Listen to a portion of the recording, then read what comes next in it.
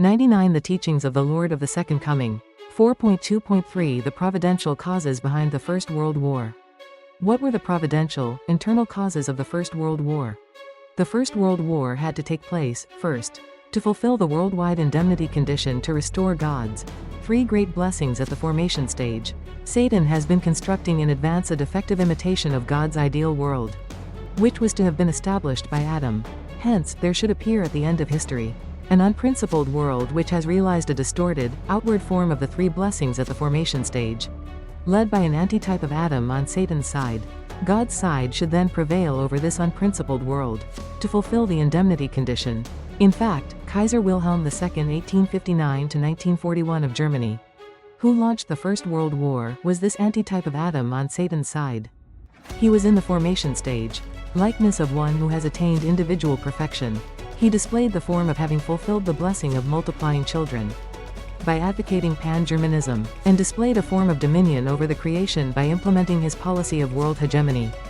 In this manner, the Kaiser realized an unprincipled world, completing a satanic imitation of the three great blessings at the formation stage. The First World War was to fulfill the worldwide formation stage, indemnity condition to restore, in the future, the world where the three great blessings will actually be completed centering on God. Second, the First World War took place in order to have people on God's side collectively overcome Jesus' first temptation on the world level.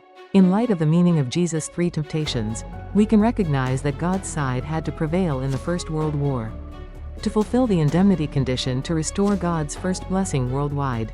By prevailing in his first temptation in the wilderness, Jesus recovered himself, symbolized by the rock, and laid the foundation to restore perfection of individual character.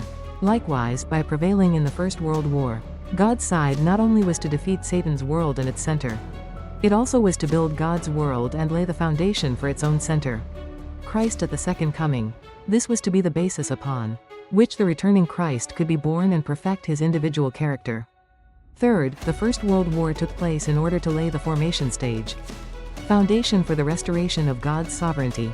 Democracy arose to bring an end to authoritarian monarchic regimes, and as the final political system, with the mission to restore God's sovereignty. 16. In the First World War, God's side was responsible to be victorious and expand its political territory to Christianize the world.